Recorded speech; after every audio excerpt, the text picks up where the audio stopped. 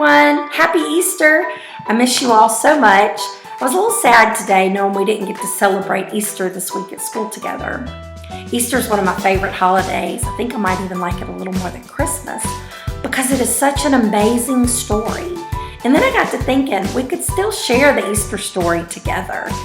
I have very special Easter eggs. Each one of these eggs has an item inside that helps us understand why Easter is so important, and it helps tell the story.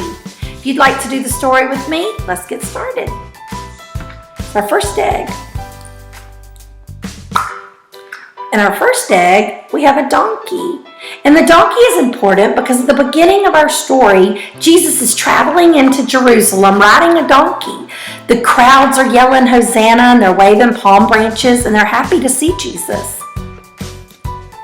Our second egg. Ooh, there's money in this egg. Now, Jesus had 12 disciples. Those were his friends. And one of his disciples was named Judas. There were men that did not like Jesus, and they told Judas they would give him the money if he would tell them where Jesus was going to be that night. Do you think Judas took the money? He did. He wasn't a very good friend. So he told them where Jesus would be, and they gave him the money. This one is a wine goblet. This represents the Last Supper. Jesus knew this would be the last supper he spent with his friends. He thanked God for the bread. He broke the bread, and he told his friends to remember him when they ate the bread. After dinner, Jesus washed their feet.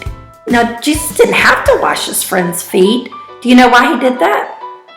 He was trying to be a good example to show us how to treat each other. Let's see. So after dinner and after he washed his friends' feet, Jesus went into the Garden of Gethsemane to pray. He knew what was about to happen. The weapon, the sword. Now those men that didn't like Jesus, that Judas talked to and took the money from, they came to the garden and they took Jesus. They used their weapons and they were mean to Jesus.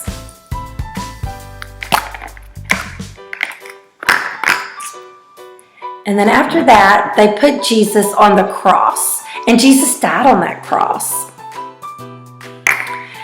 After he died on the cross, they put Jesus in a tomb. A tomb is like a cave. And they put a big boulder or rock in front of the cave so that no one could take Jesus or come see Jesus. 3 days later, the women that loved Jesus came to the cave, the tomb, and let's see what happens. There's that boulder, but the boulder was not blocking the entrance to the cave. The boulder had been moved. It had rolled away. It was too heavy to do that on its own or even to have men move it. The women were sad. They thought maybe someone had stolen Jesus' body. They didn't know where he was. That leads us to our last egg, the best of all. It's empty. Just like the tomb, our last egg is empty.